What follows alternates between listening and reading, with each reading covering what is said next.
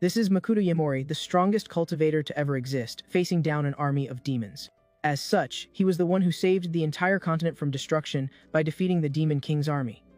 After the great battle, our protagonist believes everything went off without a hitch and that the danger is finally over. However, his companions show up looking all mysterious and start talking about their next plan. In that moment, something unexpected happens, and a sudden attack comes from his own allies. And just like that, Yamori is brutally pierced by a stake, coming from the very person he trusted most.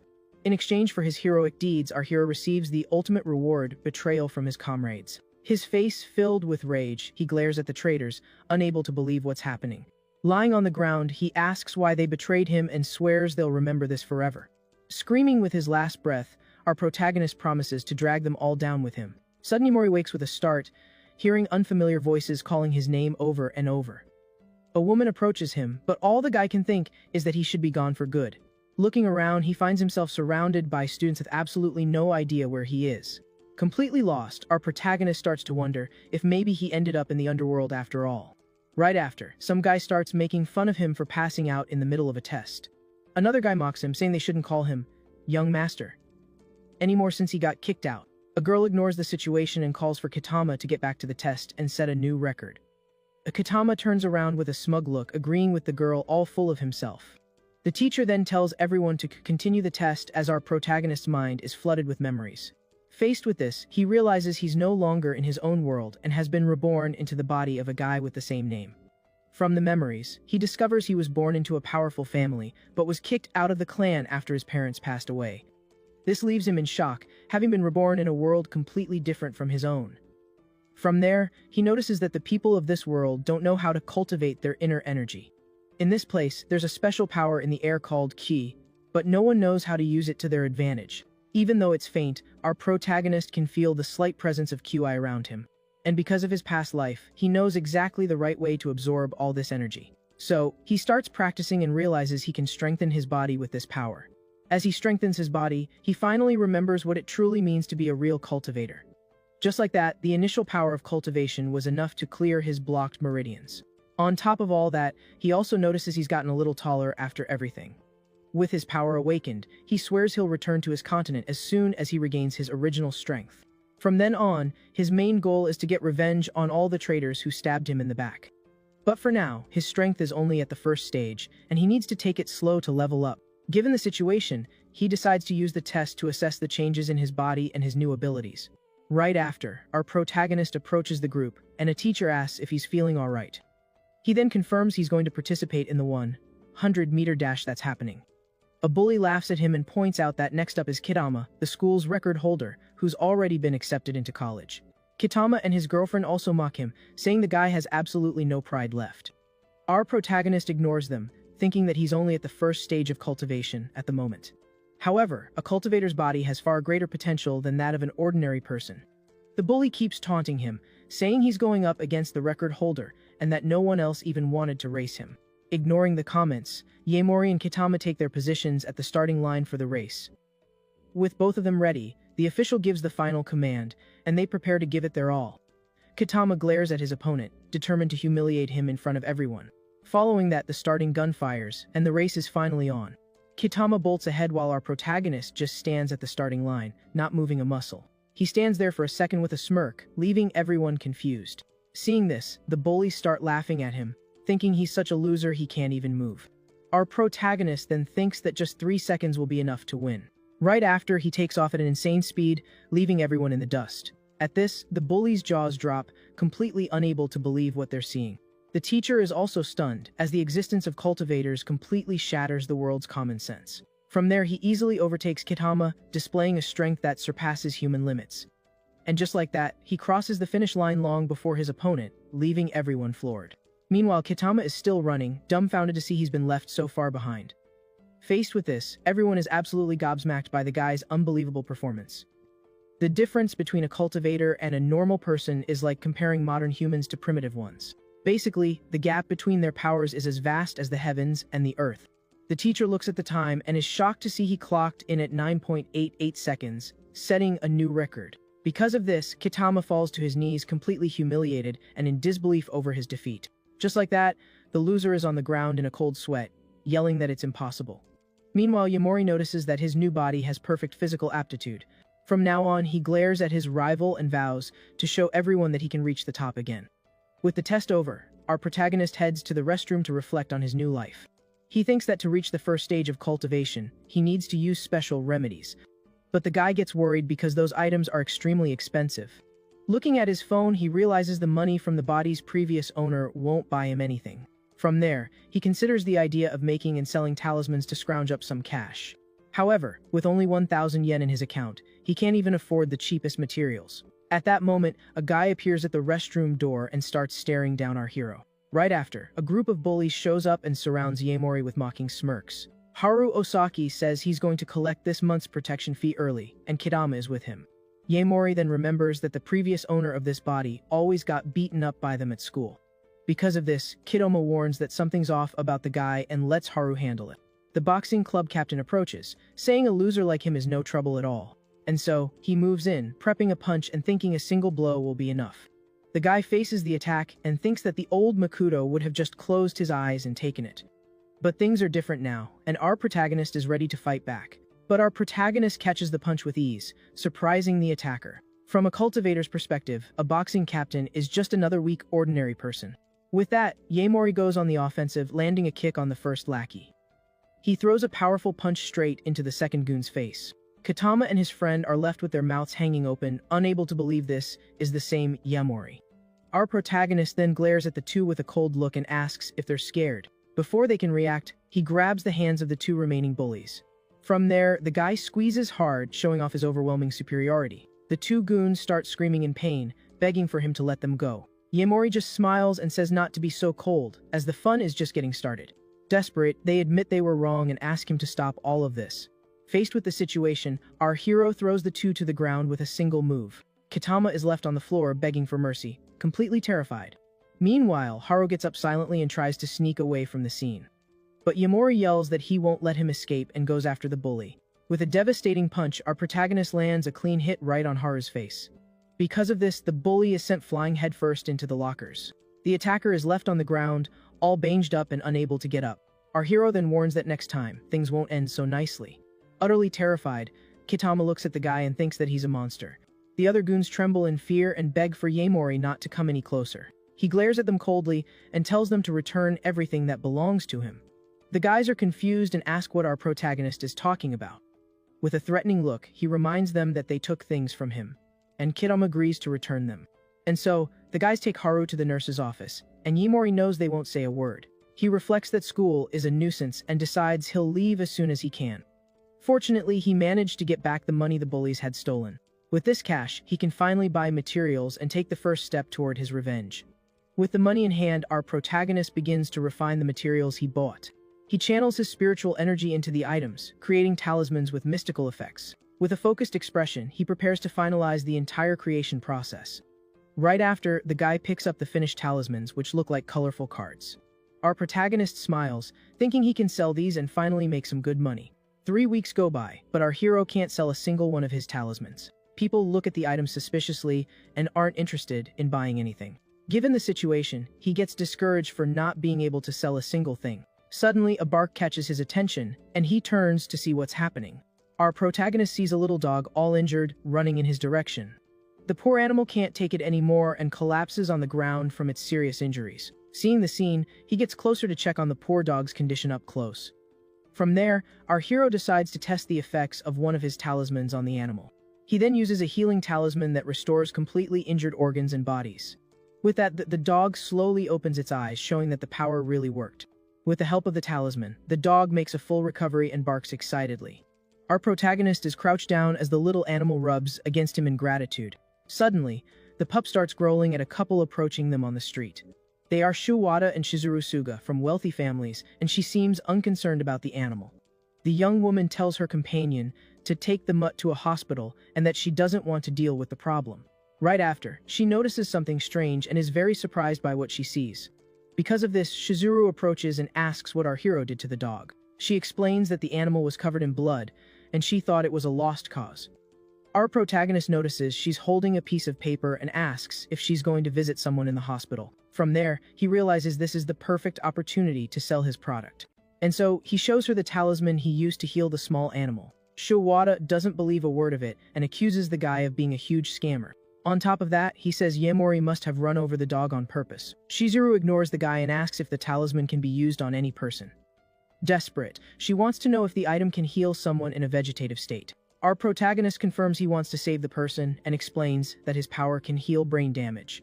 He then shows a special talisman and says the item is perfect for this situation. Shiwada gets irritated and tells the girl not to believe this pointless nonsense.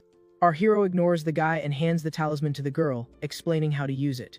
From there, he reveals the prices, with the most expensive costing 400,000 and the cheapest 200,000 yen. Shizuru offers 1 million yen for all the talismans, leaving her friend in shock. Because of this, Shiwada goes after our hero and tells him to get lost. But Yaemori easily grabs the guy's hand, stopping the attack instantly. With a firm grip, our protagonist warns him not to interfere in his business.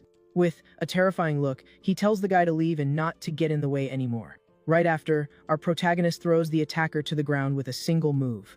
And so, the negotiation is a success, and he hands the items over to the client. In addition, he gives her 2 more for free, 1 for protection and another for a fireball. The smirk, he says he hopes she never has to use those 2. Shizuru is moved by it all and thanks him from the bottom of her heart. Shizuru quickly turns around and asks the name of the guy who helped her. Shiwada yells that our hero is a scammer and not to be trusted. The young woman admits she also finds it impossible, but will do anything for a chance to save her mother. Right after, the little dog decides to follow our protagonist wherever he goes. With cash in his pocket, he can finally look for a decent place to live. From there, his next step is to find medicinal herbs to speed up his cultivation. Suddenly, the pup starts barking, drawing his attention to something nearby. Faced with this, he comes across a mansion emanating a strong spiritual energy. Our protagonist is surprised and wonders what's growing in that house's garden. To his surprise, he finds the rare silver heart grass, a very powerful herb. Meanwhile, at the hospital, Shiwada is having his injuries treated by a nurse. With his hand all banged up, he complains that our protagonist is not a nice guy. Full of anger, he swears that the next time they meet, things will be different. Suddenly, an imposing figure appears in the doorway and looks at him with disapproval. This is Kenji Shuga, the city councilman, and he asks what they were thinking. From there, he turns to Shizuru and asks if she fell for a scammer's tall tale. 2 nurses gossip that the councilman's daughter was tricked and spent a fortune. But Shizuru ignores all the comments and says she wants to try just one more time. With the talisman in hand, she thinks this is her last chance and she has to try everything. Her father loses his patience and yells that's enough, and that she's completely lost her mind. He can't believe his daughter fell for such a bogus story, and she asks what he's done. With a furious look, the girl turns to her father and decides to confront him once and for all. She accuses him of not visiting her mother while she was unconscious in the hospital. The young woman yells that if he had taken her to the hospital sooner, none of this would have happened. Finally, she says that if her mother passes, he'll act as if nothing happened. With a furious look, Kenji Suga raises his hand to strike his daughter Shizuru. However, he stops the motion mid-air and glares at her with an expression of pure rage. Faced with the situation, the man just sighs and brushes off his shoulder with disdain. With his back to the girl, he says she has become a completely insolent person. But Shizuru screams desperately that she won't let him stop her from trying. Determined, she approaches her mother's bed and swears she will never give up. Right after, the talisman in her hand glows intensely, releasing a blue light. Kenji turns around, startled by the flash, and asks what in the world is happening in there. To everyone's surprise, her mother Yoko Shuga opens her eyes and speaks to her daughter. Overcome with emotion, the young woman calls out for her mother while Kenji runs to get a doctor. With a smile on his face, he yells in the hallway that his wife has finally woken up. A doctor and a nurse hear everything and are shocked by the unexpected news. Without wasting any time, the medical team rushes to the room to examine the patient. The doctor explains that she will be able to return to a normal life in about a year and a half. Shizuru looks at the talisman and realizes that all of this only happened thanks to it. Shizuru watches the talisman dissolve in her hand and confirms that it was what worked. The doctor and Kenji are left with their mouths hanging open, yelling that it's simply impossible. Faced with the situation, the doctor says it can only be a miracle, and Shizuru glares at her father. Shiwada trembles in fear and wonders if our hero is some kind of immortal being. Soon after, the young woman emotionally hugs her mother, who apologizes for all the suffering. With the other talisman in hand, she swears she will find Yaemori to repay him. Our protagonist finally finishes moving into a new place. With this, he remembers all the traitors and swears he will never forgive what they did. But to do that, he first needs to reach the 11th stage of Chuai refining. With a determined look, he promises that the day of his revenge is getting closer and closer. Lying on his bed, he realizes that the spiritual energy of this world is slowly fading. With this, our protagonist thinks he needs an item rich in power to continue. He thought that only spiritual springs or very rare materials could help him on his mission. But as luck would have it, he found the silver heart grass growing inside his room. Unlike normal herbs, this item is used to refine elixirs that increase his level. From there, he plans to use the herb to create a pill and reach the second stage. With no time to waste, the guy decides he must begin his training immediately. And so, he goes to a market to look for the other ingredients that are still missing. Faced with the situation, he realizes the items for the pill are far too expensive for him. Our hero thinks that even by selling his talismans, he can't escape his problems. With a keen eye, he notices that those suspicious guys are back to watch him. They've been watching him for days, and today they seem ready to finally do something. Tired of the situation, our protagonist decides he's going to confront the guys once and for all. Suddenly, a girl appears and calls him by his name, leaving the guy very surprised. The young woman asks why he's not going to college and what he's doing in this weird place. The young woman says he was kicked out of his home and that's why he doesn't have time to study anymore. Our protagonist remembers that she's the classmate who used to defend the body's previous owner. Feeling sorry for him, the girl offers to lend him money so he can go to college. But Yamori refuses the help and says he has something to do before he leaves. Seeing his attitude, the young woman gets worried and thinks something very strange has happened. Right after, our hero enters a narrow alley to take care of his problems. With a determined look, he prepares to finish off all the guys at once. From there, he starts running, and a goon with a knife appears to chase him. The attackers yell that he's running away and rush to try and catch him in the alley. The group of bullies corners the guy in a dead-end alley to trap him. Faced with the situation, he stops running and faces the enemies approaching him. With a confident smile, he warns them that now they can't escape. And so, the guy challenges the whole group to come at him all at once. Fearlessly, the entire gang reveals itself and prepares for combat with their weapons. The group's leader smiles and says the fun is just getting started for them. With a cold look, our protagonist asks why they spied on him and who sent them. The bald guy scoffs, saying he's a reckless guy for picking a fight with the big dogs. At this, he wonders why the young lady from the Amatani family took an interest in a guy like him. Yamori recognizes the name and remembers that the body's previous owner was engaged to the girl. However, the engagement ended when he was kicked out of the family for being weak and powerless. Thus, our hero decides he's going to make the guys talk the hard way. Hiding nearby, the classmate realizes that the Yakuza wants to attack Yamori. She thinks he doesn't stand a chance against so many armed men with his weak body. Because of this, the girl decides to call the police and ask for help as quickly as possible. Suddenly, one of the guys appears behind her and calls her Kitty Cat in a creepy way. The thug grabs her from behind and asks who she's calling right now. Our protagonist turns around when he hears the girl screaming for the attacker to let her go. At that moment, the real boss of the gang arrives, and the goons get excited. Without hesitation, the new boss grabs the young woman by the hair to use her as a hostage. Yamori then wonders why his classmate followed him all the way here. The boss mocks that Yamori is quite popular, seducing another little girl. Desperate, the young woman yells for Yamori to run because the guys are all armed. She says she's the daughter of the Machiyama family, and that they can't lay a finger on her. But the bald guy laughs and says if he takes her out right there, no one will ever find out. From there, he takes out a knife and prepares to attack her while she pleads for him to stop. The attacker then warns that if she's going to blame someone, she should blame her own stupidity. Before he can do anything, our protagonist rushes forward at an insane speed. With a precise strike, the guy hits the villain's hand, making him drop the knife. With a glint in his eye, he thinks that he didn't want to draw attention to himself. But he adds that getting caught and taking a beating just isn't his style. And so, a devastating punch lands square on the bald guy's face. The young woman is left with her jaw on the floor, wondering if that's really the Yamori she knows. Faced with the situation, the other goons are frozen in fear, not knowing what to do. Our hero then glares at them coldly and asks one more time who sent them. Far away, a police officer receives an urgent call over the radio about a gang's movement. Officer Kaya immediately asks for the criminal's exact location. The radio reports that more than 30 guys went into an alley and took a girl hostage. Given the situation, he floors it and calls for backup without telling his boss. Right after, he receives a warning to be careful as the guys won't hesitate to take a life. Worried, the officer tries to call his colleague who's at the scene, but gets no response. After a moment of silence, the radio answers, saying that backup isn't necessary. With a trembling voice, the officer on site starts talking about the boy he mentioned. He explains that the guy who was there simply defeated all the thugs by himself. The scene changes, and we see our protagonist holding the gang boss with incredible ease. The bald guy can't believe that the trash of the Yamori family defeated him so easily. With a cold look, Yamori asks who passed on the information about his whereabouts. He then gives an ultimatum and demands the thug answer everything in just 3 seconds. Terrified, the gang leader screams in pain and begs our hero to wait a moment.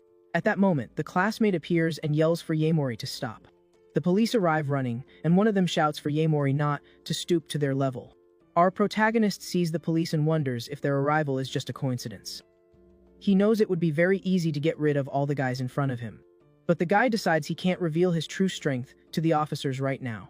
And so, he drops the thug on the ground and decides to back off for now to avoid trouble. The bald guy breathes a sigh of relief, and our hero thinks he can't fight against the power of the government. Officer Kaya is relieved and can't believe the guy handled all of that on his own. He's impressed that a single kid took down so many criminals at once. Kaya approaches and introduces himself as a police officer from Niumi City. The classmate also greets the officer with a friendly smile on her face. The two police officers formally introduce themselves and assure them they'll handle the entire situation. Our protagonist realizes the government saw everything and their surveillance is flawless. Kaya informs him that his partner will take his statement, but without asking about other things. Suddenly, the other officer calls out for the chief, who has just arrived at the scene. An older man appears with a smile and says the thugs would have escaped without him. Police Chief Oniga Kaizu appears and places our hero under arrest for assault. With that, he shows an arrest warrant and glares at the guy with a wicked smile. The classmate is outraged and yells that they were the real aggressors there. Oniga then questions the girl with a strange look, asking if they were really attacked. He says he only saw the protagonist hitting the guys, while the thug lets out a little chuckle. Kaya loses his patience and confronts his chief, saying this is all a huge absurdity. But the man just replies coldly that he's not talking nonsense. With a threatening look, he warns that he can strip the officer of his rank for his audacity. Full of rage yells that his superior is a completely despicable and corrupt man. His partner holds him back and tells him to calm down and not lose his head now. Yamori realizes that the person behind the mission did everything they could to frame him. The chief mocks him, but our hero thinks this is his chance to get information. Yamori questions how the officer knew he was just a simple student. Onaga realizes he said too much, and our hero understands he's just someone's pawn. With a smile on his face, he wonders if he should take care of the real mastermind behind this. Onaga plays dumb and orders his men to take our protagonist away. As he's being led away, a police officer cuffs him, and the classmate becomes very worried. With a smirk, he shows a button he snatched from the chief without anyone noticing. Onaga is shocked to realize his button is missing and has no idea how it happened. Our hero then warns that next time, he won't just take a simple button. Full of rage, Onaga swears he'll remember what happened and won't let it slide. Soon after, our protagonist is taken to a dark cell inside the police station. Inside the cell, a giant, muscular man is sitting with his back to the door, meditating in silence. A guard bangs on the bars verbatim to get the prisoner's attention. The guard warns that the person will arrive soon and that their request is very specific. The guy's mission is to eliminate our hero, and he agrees to the plan without hesitation.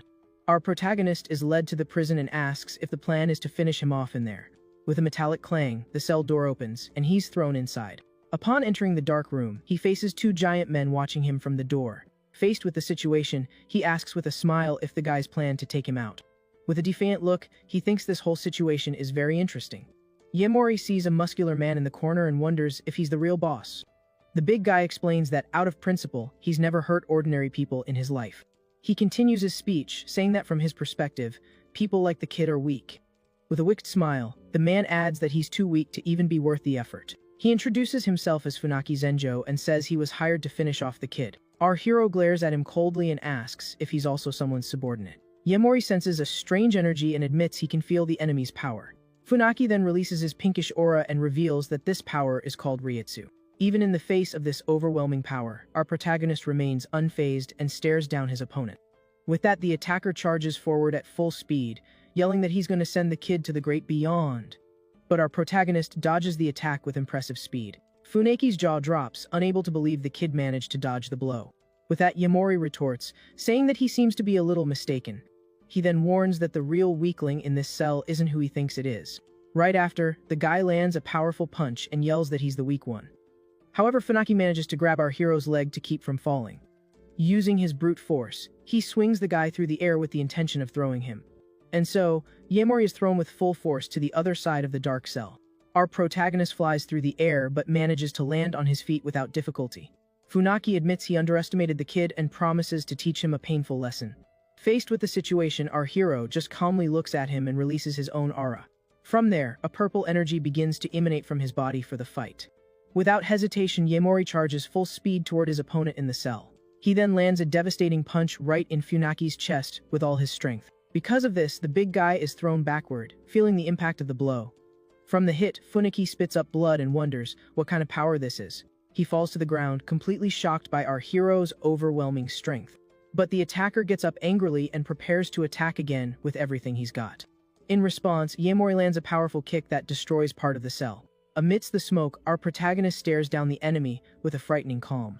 Funaki watches him, all beaten up but still with a look full of hatred on his face. Because of this, he charges forward, yelling that the kid shouldn't get so cocky. Our hero doesn't even move, and just watches the punch coming toward him. Right after, he counters with a precise punch right in the middle of his opponent's face. With the impact, the big guy spits out more blood, and his face becomes completely disfigured. And so he's thrown backward with full force, breaking the cell floor. Utterly confused, Funaki wonders why he's losing like this.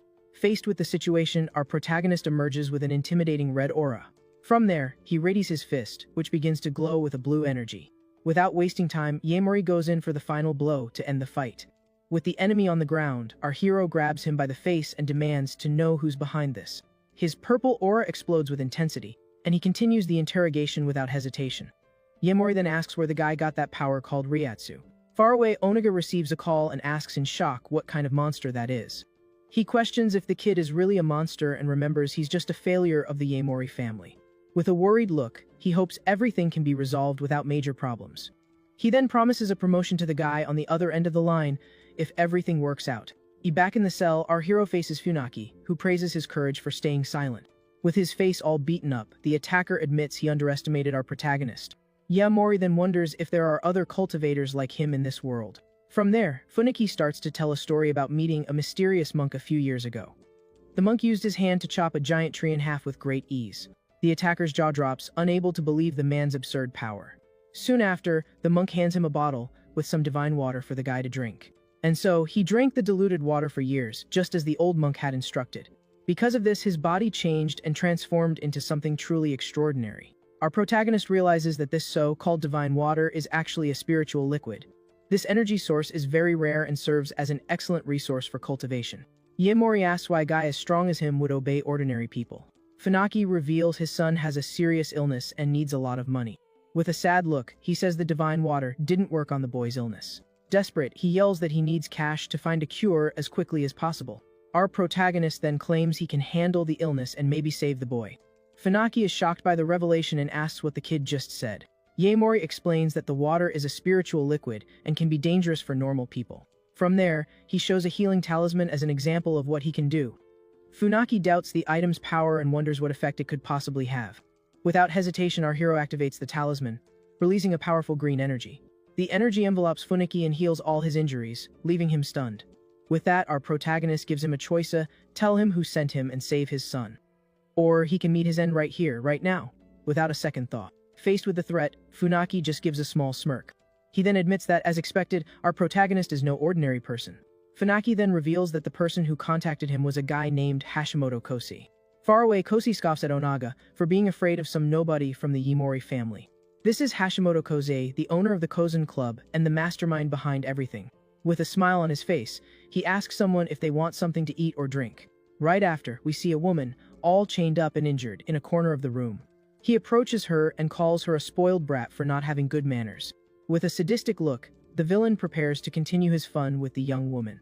Without any mercy, he violently rips the gag from her mouth. From there, he picks up a pair of pliers and asks which tooth he should pull out next.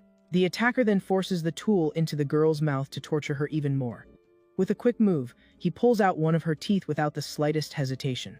At that moment, a butler announces that Lord Ama called to talk about our hero.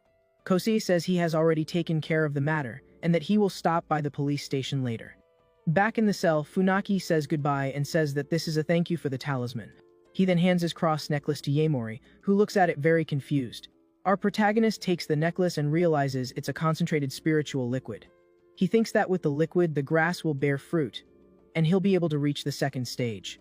With a smile, he thanks him and says this will be a great help for his plans. From there, Funaki warns that Hashimoto will now start hunting him relentlessly.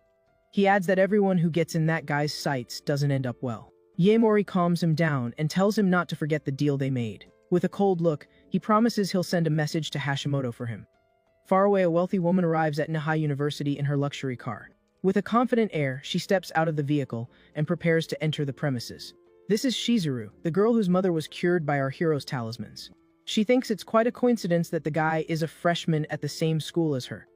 From there, the young woman decides to go to the dean's office to find out which classroom he's in. Saki is arguing with a teacher about Yaemori's unjust arrest. Suddenly, the classroom door opens and an unexpected figure enters. Shizuru appears and the classmate recognizes her as a very famous upperclassman. The newcomer overhears the conversation and asks if they're talking about our hero. Far away at the police station, Officer Kaya slams his fist on his chief's desk in a rage. He can't believe his superior is going to release a criminal they've been chasing for years. Filled with indignation, the young man points at the man and accuses him of abuse of power. The corrupt chief glares at him and asks if he has any proof of what he's saying. Even so, Kaya insists that he knows his superior is plotting something behind his back. A defiant look, the man tells him to spill what he knows, but the young man can't. Suddenly, the office door is kicked open, and someone yells that the room is restricted. Saki and Shizuru burst into the room, and the classmate demands our hero's release. The chief is furious and yells that his men can't even stop outsiders from coming in. He wonders who the girl is and thinks Yaemori doesn't have any important connections. With a cigarette in his mouth, he says their friend is a suspect and can't be released. Kaya becomes enraged and yells that this is complete nonsense and makes no sense at all. The man simply replies that as the chief, he can't leak any internal information. Saki then questions him why the Yakuza guys aren't locked up there too. The chief threatens them, saying he'll arrest them for obstruction of justice if they don't leave.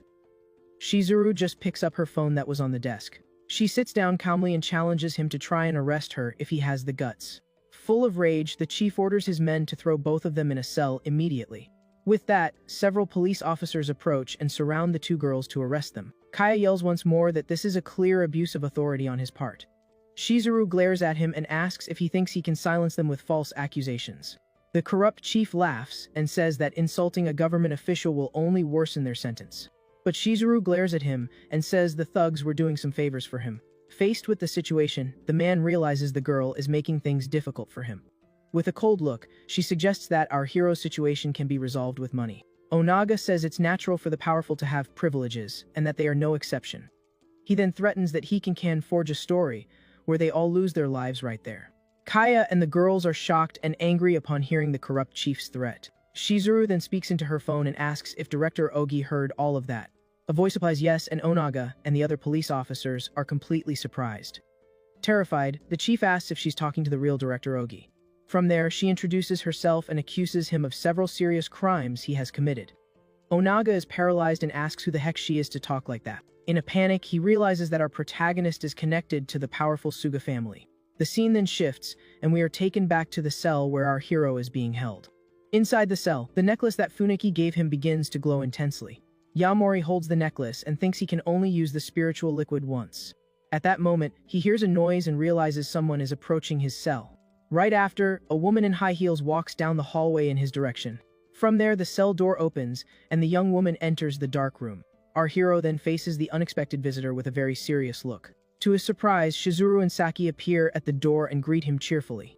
Far away, in a luxurious mansion, a blonde man shatters a glass and yells that everyone there is useless. He sits down, irritated, and complains that one is on the brink of demise and the other went to prison.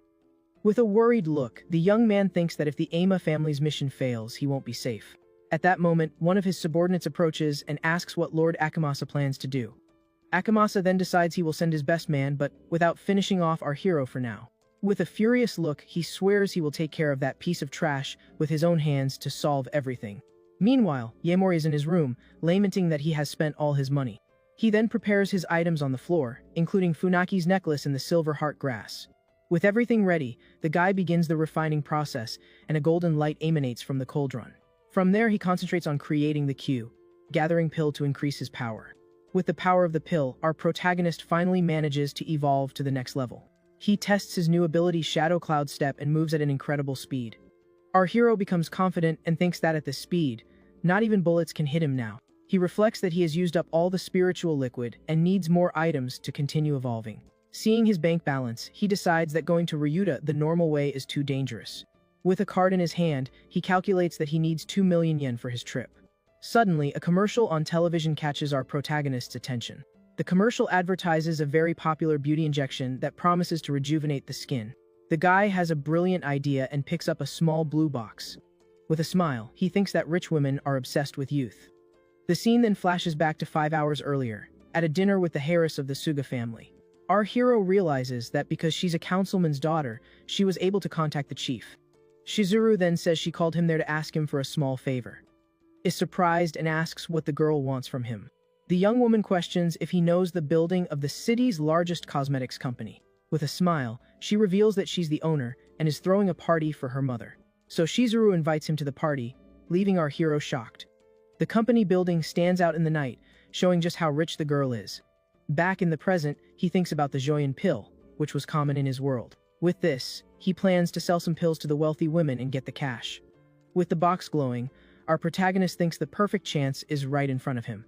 Meanwhile, at the party, Shizuru's uncles comment that she's getting too old to get married. They also say that if the young woman doesn't get married soon, she'll end up like her older sister Masami. The uncle scoffs that the bill has come due, and now the woman is useless to the clan. Because of this, Masami is left speechless and he mercilessly calls her a plague goddess. With a wicked look, the uncle says she should convince Shizuru to accept the marriage. Suddenly, Shizuru's mother starts to cough, and her daughter rushes over to see if she's okay. The uncle says an unmarried woman is damaged goods and suggests the Ocho family. But the older sister finally replies that she has her own ideas about the matter. The uncle then mocks her and asks what kind of thoughts she could possibly have now. Full of rage, he yells in the woman's face that it's just selfishness on her part. He even asks if she thinks she's going to rejuvenate with a simple cosmetic product. Suddenly, a voice says that it can be done, and everyone turns surprised toward the entrance. Our protagonist appears and says that calling a woman damaged goods is rude. With his eyes glowing, he warns that there's a limit to everyone's rudeness there. The uncle is shocked and asks who the heck this guy is that just appeared out of nowhere. He then desperately yells for security to remove our hero from the premises. But Shizuru defends him and says she invited Yaemori because he saved her mother's life. The young woman's mother, in a wheelchair, also thanks him for selling her the talisman. Our protagonist politely says there's no need to thank him for that. The uncle scoffs and says she was fooled by a scammer and that science saved her.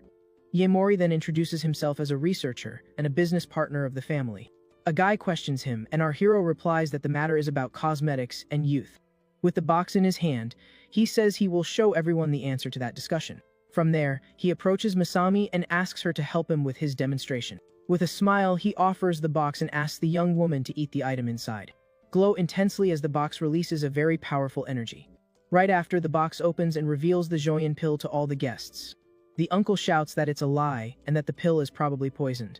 Faced with the situation, Masami gets scared and asks if it's safe to take that. But Shizuru says she trusts Yaemori and that she would take it herself without any problem. With that, the girl's mother also says she trusts him because the guy saved her. Two guests comment that a rejuvenating medicine is something impossible to exist. Our protagonist then asks Masami if she doesn't want to feel what it was like to be young. At this, she remembers all the time she was called old and outdated.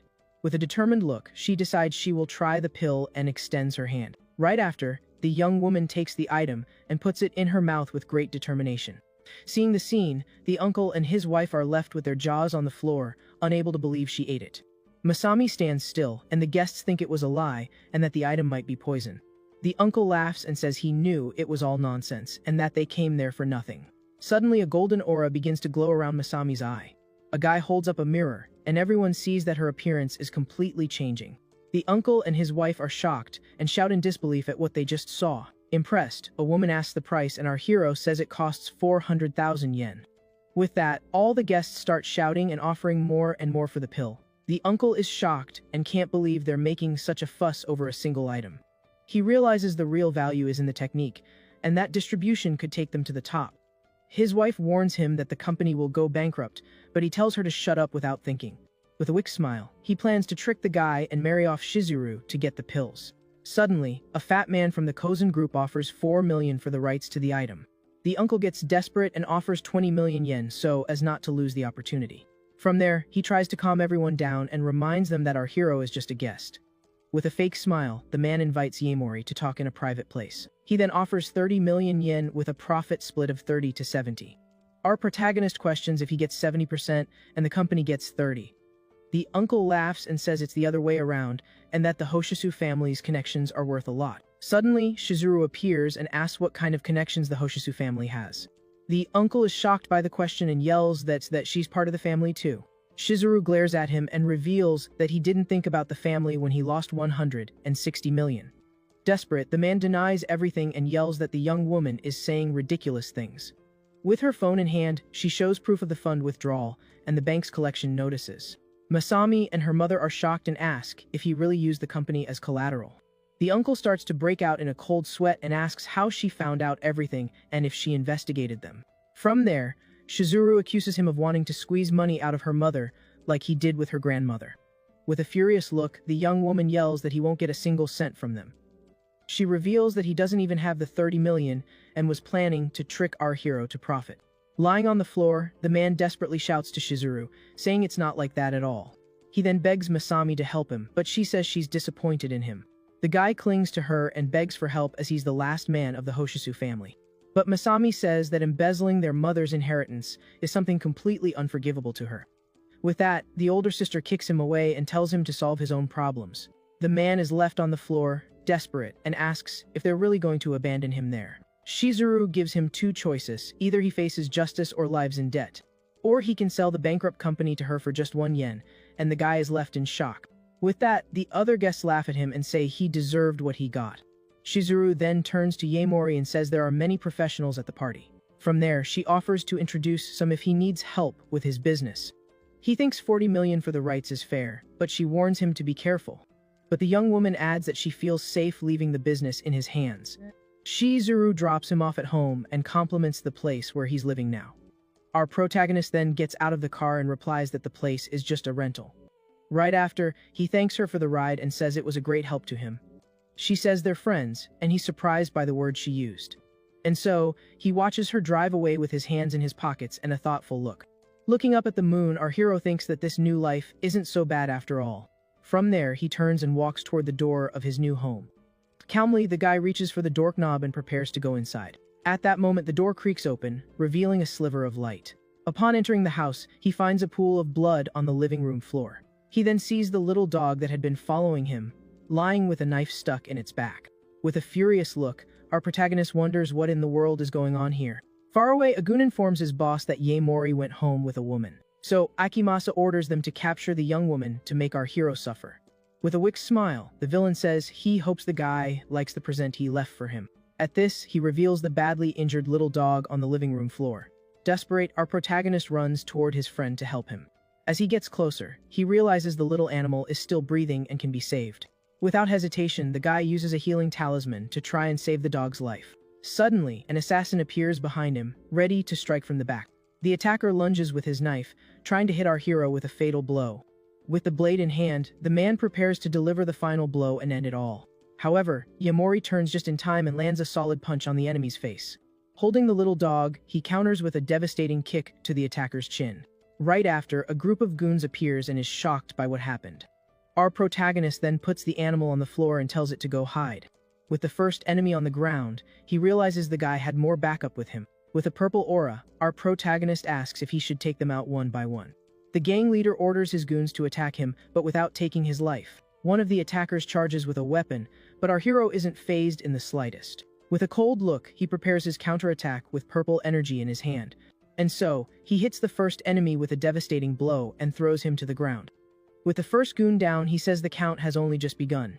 Another bully gets angry and charges with a pipe, trying to hit him with all his might.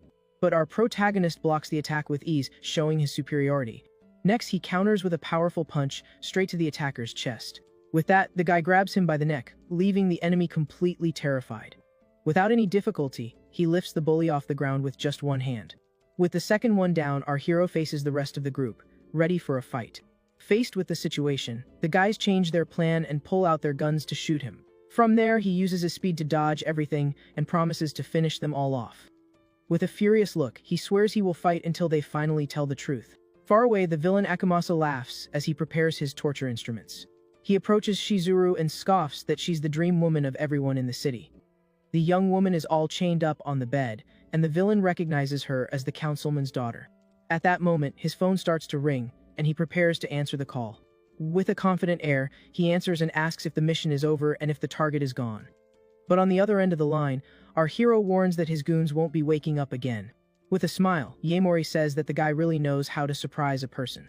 Akimasa then grabs Shizuru and reveals he has the councilman's daughter as a hostage. Hearing this, our protagonist's face fills with fury and his eyes glow. Full of rage, he tells the villain to let her go and not to involve innocent people in this. Just laughs and says our hero is a very fun and bold kid. From there, he gives our protagonist a deadline of 40 minutes to arrive. The villain even scoffs and says he'll have to find the location himself and hangs up. Our protagonist stands in silence, holding the phone after the call ends. In a fit of rage, he shatters the device and swears he will find Hashimoto right now. Akimasa then decides he's going to film a video to provoke our protagonist. With that, he approaches the young woman, who tries to resist in a total panic. But before he starts, he turns around, annoyed, asking what's going on. At that, two goons inform him that the warehouse's fire alarm has gone off. Akimasa yells that he ordered the alarm to be deactivated and goes to check the situation himself. Arriving at the dark location, he asks who the heck is there and what they're doing. Suddenly, the room's door is kicked open, and one of his men goes flying out. With the door open, he sees the guard lying on the floor, and the room completely trashed. Shizuru then whispers our hero's name because she knows he's arrived to save her. The story flashes back 1 hour, and we see a guy on a motorcycle complaining about a delivery. With a letter in hand, he confirms the address and sees he's in the right place for the job. He then looks at the mansion and wonders if that's our protagonist's house. Suddenly, a voice on his communicator warns that Yaemori has finally returned home. Right after, a goon assures that 6 assassins will take care of the guy for him. Furthermore, they reveal they also captured a woman and will be taking her with them. The motorcyclist realizes that Akimasa sent assassins and kidnapped a young woman. Given the situation, the thug's car speeds off with the hostage inside. From there, the man gets on his motorcycle and decides to follow the guys to find out the location. He then speeds off and starts chasing the kidnapper's vehicle down the street. Upon reaching a large mansion, his phone starts to ring and he answers the call. On the other end of the line, he reports that he tracked the goons and that Akimasa kidnapped the young woman. Yaemori asks if the address is 32 Harami Street and he is shocked. Our protagonist says he made the goons spill everything before he passed out on the floor. Yaemori then asks for help to get his friend out of there and says he'll take care of Hashimoto. With a furious look, our protagonist warns that he will drag the villain to the underworld. Meanwhile, at Akimasa's mansion, the villain argues with his goons in the hallway. He yells at the guys and asks why the warehouse alarm is still activated. Hiding, Funaki observes the scene and sees the blonde guy going to check the alarm himself. The goons complain that the job is tough and that they can't even touch the hostage. Suddenly, one of them hears a suspicious noise and asks who's nearby. Right after, Funaki appears with a purple aura, and the goon questions what he's doing. With a cold look, he apologizes and tells the guys to hang in there for a bit. From there, he lunges forward and lands a devastating punch on one of the mansion's guards. With the first enemy on the ground, he prepares to finish off the second goon. And so he finds Shizuru and says our hero now owes him a big favor. Without wasting time, he picks her up in his arms and says they need to get out of there quickly. In this way, Funaki runs down the hallway to escape before the others notice. He approaches the door and says the car is in the garden and the guys won't be coming back. But suddenly, a beam of light pierces through his body, severely injuring him during the escape. Because of the attack, Funaki hits the ground hard to protect the young woman from the impact. He's left on the ground, all beaten up and bleeding from the shot he took. Akimasa appears with a gun and boasts about his aim while his goons praise him. Lying on the ground, Funaki wonders why they returned to the location so quickly. The blonde villain scoffs at him and says he's surprised he had the courage to show up. With a forced smile, he gets up and greets the boss, saying it's been a while. Akimasa laughs and says it's a wonderful day because everyone came to be punished. With a sadistic look, the villain gets excited and can't wait for the fun to come. But Funaki releases his aura and says he can only brag after defeating him. Far away, our protagonist finally arrives at the mansion's entrance for the rescue. The guards see him and one of them suspiciously asks who the guy is. Our hero then appears with a red aura and a completely threatening look. One of the goons approaches and asks if he's listening to what he's saying. Without a second thought, Yaemori lands a devastating punch on the guard's face. With that, the goon is thrown backward by the force of our hero's blow. The other guards are shocked by the scene, but prepare to attack our hero. With that, the goons charge at him with their batons in a coordinated attack. but the guy dodges everything and counters with a sequence of fast and powerful blows. In this way, he knocks all the guards to the ground with impressive ease. With a furious look, he announces he has arrived to finish off Hashimoto once and for all. From the force of the blow, Funaki spits up blood and is left completely unresponsive on the ground. Faced with so many fallen goons, he laments being outnumbered in the fight. Lying on the ground, he blames himself for not listening to our hero and failing to save the girl. Akimasa glares at him and says that as soon as he's gone, he'll send everyone to the same place. With an insane look, he adds that first, he'll cut them all into little pieces. Suddenly, a bright flash appears, and an explosion occurs in the middle of the mansion. Startled, the blonde guy turns around and asks who the heck dared to enter.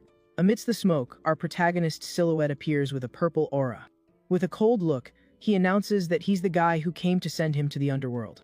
Funaki glares at him and says the guy took way too long to finally get there. Our protagonist then hands him a healing talisman and tells him to use the item. He recognizes the power and realizes it will work the same way as before. Full of rage, Akimasa points the gun and yells for his men to eliminate him. In response, the goons start shooting with everything they've got in our hero's direction. But he dodges the bullets and says they don't work on a Master of the Cloud step. Using his speed, he lands a kick on a goon while dodging the shots. Akimasa's jaw drops and he wonders what kind of absurd speed that is. Our protagonist continues to advance and takes down all the goons in his path. With his men on the ground, the villain stares at our hero with a terrified look. Because of this, he turns around desperately and yells that he needs to escape to a safe place. Running, he thinks that this wasn't part of the plan and that the guy is not just some piece of trash. Reaching the security door, he yells for them to open it as quickly as possible. He then tries to enter the password, but the panel says the code is incorrect. Faced with the situation, the villain screams in rage for not being able to escape. Suddenly, one of his goons is thrown with full force against the metal door. Terrified, he tries to calm himself, thinking that no one can challenge his protector. And so, he yells that the one who wants the guy's life is the great Lord Ama. Our protagonist appears behind him and coldly asks who Lord Ama is. With a threatening look, he warns that he will cause unbearable pain if he plays dumb. Desperate, the villain reveals that the Ama family wants to eliminate him because of a marriage. Our protagonist thinks that the body's previous owner never met Yuki Amaya. Akimasa boasts and says only the Ama family could pull off such a feat and tells him to let him go. Faced with the situation, our hero realizes that Joe Ama must also be a cultivator. The villain then tries to bargain and says he can help him see how valuable he is. Yaemori glares at him with contempt and asks what kind of value he's talking about. The confident smile. The blonde guy asks if he has finally understood the situation. Out of patience, our protagonist lands a devastating punch right in the middle of the villain's face. He lands another powerful blow and sends the attacker flying to the other side. Due to the impact, the guy is thrown into a room and falls straight into the water. Inside, our hero finds several women, chained up and all injured. Seeing the scene, our protagonist's face fills with uncontrollable fury. From above, we see the pitiful scene with our hero standing before all the hostages. With a dark look, he says the girls can better explain the villain's value. Without wasting time, he takes out his knife and prepares to free all the young women. With a single strike, the guy cuts the chains and frees the hostages from that place. With a metallic clang, the knife he used to cut the chains falls to the ground. With a cold look, our protagonist says the young women can do whatever they want with the villain. Desperate, Akimasa begs for his life and offers all the money he has. One of the women picks up a sword and says they don't want any of that from him. With a look of hatred, she warns that sending him to the underworld is enough for them. Our hero uses his power to heal Shizuru, who is lying on the couch. Funaki warns him to leave because the police are coming and asks if he's sure. With a calm look, he replies that he will return as soon as he hands the young woman over to the police. Funaki then questions him about what he's going to do now that he has the information. Our protagonist says he will investigate Ama, but laments being outnumbered in the fight. Our protagonist relaxes a bit, but his mind can't rest. He thinks he defeated Hashimoto, but his partner is still out there and needs to be found. At this, the little dog suddenly barks as if warning about something at the door. Yaemori opens the door and is met by a man in a suit who calls him Lord Yaemori. The man says he has a delivery from President Suga and a message for him to prepare to leave. With this, our hero is confused and wonders what in the world Shizuru is planning now. Right after, he goes into his room to check the package he just received. With the package in hand, he calls Shizuru and asks why she sent him a suit. On the other end of the line, the young woman confirms he received it and says it's for a Hoshisu family party. Looking at the invitation, our protagonist questions why he was also invited to the event. From there, he remembers something and asks in shock about his former fiancée. With a panicked expression, he begins to understand the terrible situation he's gotten himself into. Shizuru then confirms that the party is for Yuki Ameya, the daughter of the powerful Ameya family. At the party, we see two important men who control the city's business world. Already dressed up, Yaemori suspects they also want to get close to the Hoshisu family. Shizuru explains that just by being related to the Ameya family, everyone already wants to make a connection. She adds that the powerful family's daughter is about to arrive. The party hall is packed with important people, all awaiting the great heiress. Upon seeing the young woman, Yaemori feels an energy and wonders if she is the previous owner's ex-fiancée. With a serious look, our protagonist observes the newcomer with great attention. This is Yuki Ameya, the daughter of the Ameya family, and beside her is Nana, the head of the Hoshisu family. A strong blue aura emanates from Yuki, and our hero realizes she is also a cultivator. He thinks she must know Ama and decides he will ask about it later. With a smile, Shizuru approaches and greets Nana Hoshisu with great enthusiasm. She thanks her for her concern and says her mother is slowly recovering. From there, the young woman hands over the new Joyen pills as a gift for her aunt. Nana is surprised to see the famous pills, and everyone is impressed by the item. He is also shocked to see the gift and looks at it with curiosity. She praises the quality of the pill and says the creator must have incredible skill. Nana then asks who made the pills since they don't have any alchemy seal. Shizuru says the pills were made by her partner, and our hero introduces himself. Yuki and Nana are shocked to hear his name and can't believe what's happening. Nana recognizes him and praises his skill, criticizing the Yaemori family for having no talent. With a cold look, Yuki interrupts Nana, saying she shouldn't have said that. The young woman says that if it weren't for that, he would have been accepted into the Ameya family long ago. Yaemori realizes that the noble families dominate cultivation, but their techniques are primitive. Adds that because of his low status, his skill has no value at all. Faced with the situation, Nana asks who the master is that taught him to refine pills. Our protagonist thinks about the question and remembers his life as a great cultivator. With a distant look, he remembers his old life and all the power he once had. He then says it's just a hobby and that he has no master, quickly changing the subject. Suddenly, a white-haired man arrives at the party and wishes Nana a happy birthday. The man's arrival catches everyone's attention, and they look at him with great curiosity. Some guests recognize him as the heir of the powerful Ama family and are surprised. Nana then turns to our hero and reveals that this is Joe, the heir of the Ama family. Upon hearing the name, our protagonist is shocked and can't believe the guy is there at the party. With a mocking tone, the guy asks who the young woman next to our hero is. Nana then introduces Shizuru as the heiress of the powerful Suga family to the newcomer. The two look at each other with smirks, and the tension in the air becomes very thick between them. From there, the heir introduces himself as Joe Ama and extends his hand to greet Shizuru. With a handshake, Joe Ama says he has heard many rumors about our protagonist. Yaemori plays dumb and asks with a mocking tone who he is. At this, our hero introduces himself and releases his spiritual energy in the middle of the party. He thinks that normal cultivators hide their power, but he's gonna force his out. From there, the energy flows into Joe's body, revealing his power meridians. Startled, the guy pulls his hand back and stares at our hero with a shocked look. He quickly composes himself and says it's a great honor to finally meet him. Right after, the heir turns to Yuki and asks how she has been lately. Yaemori watches the scene from afar and thinks something very strange is going on. He thinks he can't feel the guy's power and wonders if he's not a cultivator. Meanwhile, Joe reflects that our hero didn't even show fear upon hearing his name. The scene then changes, and we see all the guests dining in the grand party hall. The guests enjoy the banquet and cheerfully toast with wine glasses. Suddenly, a host announces that a dance party will begin after the meal. And so, several couples get up and start dancing in the middle of the main hall. Yaemori adjusts his suit and thinks that Ama is not a cultivator and that he was deceived. With this, he wonders what the purpose behind this whole big lie could be. Meanwhile, Masami watches him from afar with a glass in her hand in the middle of the party. A random guy approaches her and asks her to dance with him in the hall. But the young woman rejects him on the spot and tells him to find someone else to dance with. Apparently, she's rejecting everyone, even the young master of the Katajiri family. Two guys gossip that there aren't many men who can catch her attention.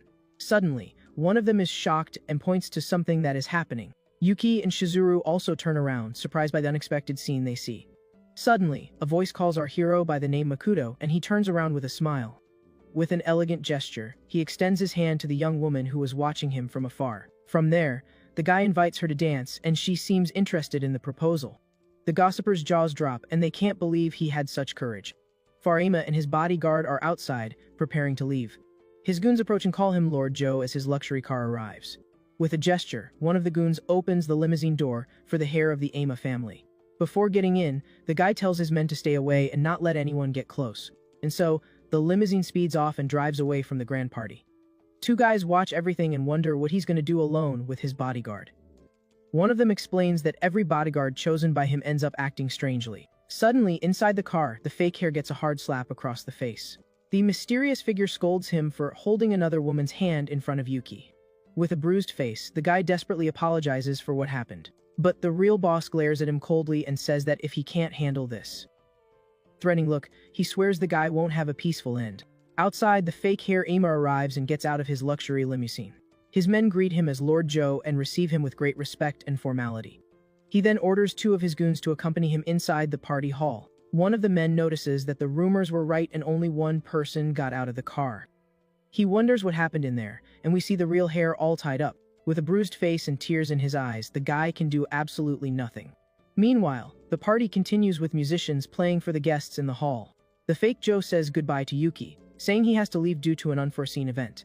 The young woman is surprised by the excuse and looks at him, not understanding the reason for his departure. Suddenly, all eyes turn to the dance floor with great curiosity. They are left with their jaws dropped seeing Masami dancing with our protagonist in the hall.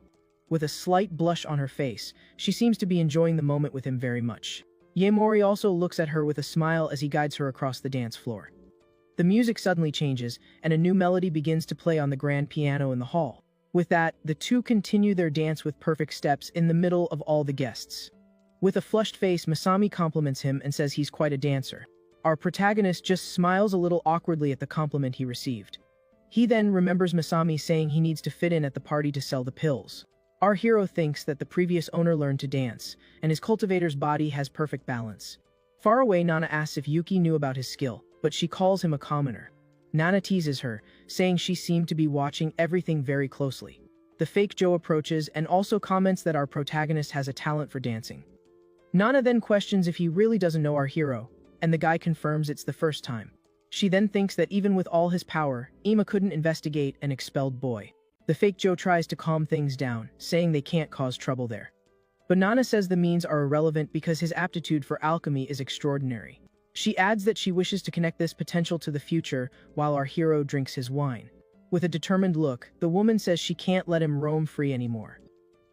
The imposter realizes the woman is threatening him and thinks he would have gotten rid of her by now.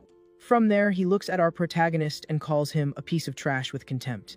Two guests gossip, and one of them says that the guy with Shizuru is from the Yaemori family. The other remembers that he was Yuki's ex-fiancé and wonders if he came because of Joe. They comment that now that he's been expelled, his only path is to try and win the girl back. Thus, they think he's only there to take advantage of Yuki and become a noble again. Suddenly, the young woman says she's tired and is going to leave the party early. With a sigh, Nana laments the girl's behavior and watches her leave. Right after, the young woman turns and calls our hero by name, leaving him very confused. With an annoyed look, she says she knows exactly what he's thinking and tells him to stop. She accuses him of trying to get close to her to restore his former family's name. Our protagonist is left completely confused and wonders what in the world she's talking about. The young woman says that refining pills may not make him rich, but it will help with his expenses. Unfazed, our hero just brings the glass to his lips and calmly drinks his wine. From there, she advises him to focus on himself and leaves the party hall. With a smirk, he wonders who she's talking about when she tells him to focus on himself. The girl stops walking and turns around with a confused look, not understanding the guy's question. Our protagonist explains that her energy isn't intentional, because she can't control it. At this, Yuki is shocked and with her aura glowing, asks how he knows all of that. Yaemori warns that forcing her cultivation will destroy her body, which is already at its limit. The two are left alone in the party hall as they discuss the young woman's delicate situation. With a smile, he says he can solve the problem, and she wonders how a commoner would know that. The young woman doubts him and asks if he really expects her to believe his words. Our hero looks her in the eye and says that if she doesn't believe him, she's the one who will lose out. With a serious look, Yuki realizes that her time to solve the problem is running out, and so the guy proposes a business deal and says he has a favor to ask. He then reveals that he wants her to deliver something to the heir of the Ama family. From afar, the fake Joe and Nana watch the two whispering in the middle of the party hall. Full of rage, the imposter glares at the scene and whispers our hero's name with hatred. The scene then changes, and we see the outside of the mansion where the party is happening. Our protagonist and Masami leave the hall together and walk through the mansion's garden. Suddenly, a voice calls out to both of them, and Yaemori turns to see who it is. Nana appears and says she's interested in the Joyen pill and calls him over to talk. And so, the three of them walk through the mansion's garden under the starry night sky. Our protagonist thinks she wants more than just the pill, and Nana asks him to call her aunt. With a serious look, he reminds her that he is no longer part of the Yaemori family. The woman then says that he and Yuki are very similar, and the guy questions this. She explains that after her parents passed, the girl was controlled by her uncle, who made all her decisions. Yuki became a legendary cultivator and cannot escape her family. Masami is confused and asks what a cultivator is and what it means to transcend. Our hero explains that it's reaching the third stage of cultivation, and the difference is huge. Because of this, Yuki used an impossible method to gain power, trading her life for strength.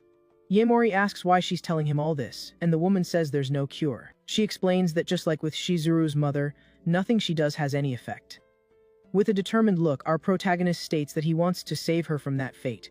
Nana says his skills are superior and thought there might still be hope. Masami is shocked that Nana trusts him more than doctors and remembers the talismans. Masami is shocked and wonders if this whole legendary cultivator business is real. Our protagonist thinks that this world's cultivation methods are very primitive. He also reflects that she's interested in the Joyen pill that he himself is selling. Nana then proposes a deal, and Masami gets excited about the profits they could make. At this, Nana scolds her for only thinking about money and says she really wants to help Yuki. With a sad look, she explains that the girl is a very kind and delicate person. From there, she reveals that Yuki rebelled once when the engagement was called off. Our hero listens to everything in silence and processes the new information about his former fiancée. Suddenly, the fake Joe appears in the garden and calls for his aunt, who was there with them. With a smile, he says he thought he'd say goodbye before leaving the grand party. The guy then notices that our hero and Masami were with her, and looks at them closely. He then thanks our protagonist for everything that happened today. With that, the imposter extends his hand and says he would be happy if they could meet. Yaemori agrees with a smile and says the feeling is mutual about meeting up. And so, the two shake hands firmly and a strange energy sparks between them. With a serious look, our protagonist feels that there's something very strange about this guy. From there, a spiritual energy emanates from the imposter, and Yaemori feels his power. Right after, the fake here and his goons prepare to leave the party. At this, one of the guards approaches and says he has a gift from Yuki for Lord Joe. Already inside the car, he takes the blue box and asks in surprise if the gift is really from Yuki. Upon opening the box, he finds an origami butterfly and doesn't understand its meaning. Annoyed, the guy hands the box to his goon and tells him not to open it without his permission. Suddenly, the real boss reveals himself and complains that he had to leave because of Hashimoto. With a glowing ring on his finger, he thinks about Nana Hoshisu and our protagonist. With a wicked smile and a blue aura, he swears they'll see what's coming to them. His eyes glow red, and he plans to use Yuki to finish them both off at once. We see the real Joe with his look-alike, who simply obeys him without questioning any orders. The goon holds the box, and the origami butterfly begins to glow with a green light. The scene then changes, and we see a large building in the middle of the city under the starry night sky. Atop the building, our hero observes the city and reflects on the recent events. Atop the building, our protagonist holds the intensely glowing origami butterfly. With a smirk, he remembers telling Ama that they would see each other soon. From there, the butterfly flies through the city, serving as a guide to find his target. The talisman stops moving, indicating that the enemy is inside that very building. He then discovers that the building belongs to the Ama family and prepares for the infiltration. Without wasting time, our protagonist jumps from the rooftop to begin his plan. With a determined look, he yells that the real fun is about to begin. Meanwhile, Nana Hoshizu admires her rare plants that bear fruit every 3 years. She plans to trade these valuable items at a cultivator's tournament in 3 months. Suddenly, the woman feels a strange presence and asks who is approaching. A shadowy figure praises her senses despite her injuries and weak cultivation. Right after, a bald monk appears with a red aura and says she's still sharp. With a shocked face, she realizes the intruders are also powerful cultivators. The woman asks who they are and what they want while thinking of a way to escape. But the monk scoffs and asks if the head of the Hoshisu family is planning to run away. The fat monk says that a lion uses all its strength even to hunt a rabbit. At this, Nana notices that the two are being very cautious with her in the garden. With a smirk, she then asks what their real objective is. The fat monk tells her to accompany them and not to try anything foolish. But the bald monk suggests it would be easier to just break her arms and legs. At this, Nana touches a strange plant and asks where they think they are. She releases a gas from the plant and says she will entertain them properly. The bald monk is surprised by the smoke and asks what in the world that is. The other monk covers his mouth and realizes the smoke is actually a powerful poison. She explains that with a blade of grass in her mouth, the poison doesn't affect her, and this will buy her time. And so, she decides she needs to escape because she stands no chance against two opponents. Suddenly, a pair of red eyes appears in front of her with a threatening aura. Faced with the situation, the woman is shocked and doesn't understand what's happening. A shadowy figure appears, and she wonders if it's the art of shadows. Because of this, she understands that the guy in front of her is from the Hidden Shadow sect. The shadowy figure confirms he is from the Hidden Shadow sect and that they destroyed the 100 Herbs sect. Faced with the situation, Nana wonders who he is because she thinks their day hasn't come yet. The woman's jaw drops as she finally sees the mysterious intruder's face. A smile, our protagonist reveals his identity and asks if she's surprised. Far away, a guard yawns and says his shift is over and he can finally go get something to eat. His partner agrees and suggests they get some hot stew because of the cold. One of them wonders what Lord Joe is eating and concludes it must be a gourmet feast. Using his shadow cloud step, our hero slips past the guards without being noticed. With the talisman in hand, he wonders if this is really the true Joe Ama's room. The origami butterfly then flies and stops in front of a door, indicating the right place. Our protagonist follows the talisman and approaches the door to check the room. He realizes the hair isn't inside and wonders where he could have gone. Meanwhile, the real Joe is eating instant noodles in a messy room. He reflects that he's never had a choice in his life, and that things are still the same. Eating his noodles, he wonders if he didn't want to live in a mansion and eat well. With a fork in his hand, the look-alike wonders why his life ended up this way. Full of hatred, he questions why he suffers so much just for looking like the original. He then remembers when the real Joe kept him tied up inside the car. The boss glares at him and reminds him that everyone knows what would happen if they found out. With a cold look, he says the guy is just a fake that he keeps alive nearby. Tied up and crying, the look-alike hears that his only value is to serve as a copy of the original. Back in the present, he scoffs at the order not to open the box and decides to disobey. And so, he opens the box and the origami butterfly glows with a strong green light. The origami flies out, and the guy is startled, not understanding what in the world that is. Suddenly, a shadow appears behind him, and the fake asks who's in the room. Our protagonist then lands a powerful punch, making the look-alike scream in pain. The guy falls to the ground, completely confused, while our hero glares at him with a serious look. He understands why he didn't feel any spiritual energy and asks if the guy recognizes him. Terrified, the look-alike recognizes him from the party and yells that he's Joe Ama, telling him to back off. But our protagonist glares at him and says he's wrong, because he's nothing but a fake. With his eyes glowing red, our protagonist demands to know where the real Joe Ama is. A group of goons prepares for an ambush in a dark alley. The group leader speaks on the phone, saying the target always passes through there, and the ambush is ready. He promises to break the target's arms and legs and deliver him to Lord Joe without delay. With a confident air, our hero calmly walks toward the ambush alley. He reflects on the existence of a spiritual item and wonders if there's a fourth stage cultivator behind it. A spiritual item is a tool with special abilities created with a lot of spiritual energy. He thinks that forging such an item requires precise control that only a fourth stage cultivator possesses. But if the Ama family has a spiritual spring, the story changes completely for him. And so, he decides that after dealing with Ama, he will look for the Ryuta spring to evolve. Suddenly, the attackers surround him in the alley, and the leader says he took too long to show up. Our protagonist then faces the group of thugs waiting for him with a threatening air in the alley. The leader scoffs and says someone paid a lot for them to take care of our hero for good. With a purple aura, our protagonist just stares at the attackers with a smirk. Faced with this, the group leader gets annoyed and wonders what's wrong with that look. With a furious look, the group leader orders his goons to get our hero at once. The attackers charge forward at full speed, yelling for our protagonist to prepare for the end. With a confident smile, the leader boasts about bringing his best men for the fight. But to his surprise, our hero takes down all the goons with incredible speed. Faced with the situation, the leader's jaw drops, unable to believe what just happened. Our protagonist lands a devastating punch on one of the goons, knocking him to the ground. With a single blow, he takes down another enemy with overwhelming force in the alley. The leader yells that it's impossible and wonders if our protagonist is even human. With the attackers on the ground, our hero asks whose order it was to attack him. Far away at Nanahoshizu's residence, everything is destroyed and trashed all over. Yuki arrives at the scene and finds her men investigating the crime scene that occurred. One of the guards approaches and shows her the footage from the rooftop camera. He explains that around 1 in the morning, the two monks attacked Nana on the terrace. From there, the guard reveals that there were 3 intruders in total, and that they have a face. Yuki then watches the footage and recognizes the third attacker as our protagonist from the party.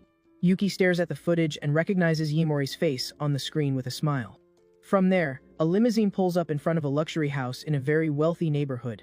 With her phone in hand, Yuki seems determined to find our hero's whereabouts. She receives a message with a photo and the address 430, 2 Emiya Street. Faced with the situation, the young woman confirms that this is the right place and stares at the house. With a furious look, she can't believe Yaemori went after her relative. Right after, Funaki appears with a broken arm and questions her about her business. The young woman glares at him and demands he take her to Yaemori because she thinks he kidnapped her aunt. And so, he leads her inside and informs her that the guy is in the mansion at that moment. Upon entering, she sees several men working and wonders if they are all subordinates. The former gang leader approaches and offers our protagonist a glass of water. Relaxing in his chair, he hears her voice and turns around, surprised to find her there. Yuki charges forward furiously and tells him to release her aunt immediately to resolve the problem. Our protagonist is confused by the accusation and asks what she's talking about. The young woman confronts him up close and questions the meaning of him having kidnapped her aunt. With an annoyed look, our protagonist questions if she suspects him of the kidnapping.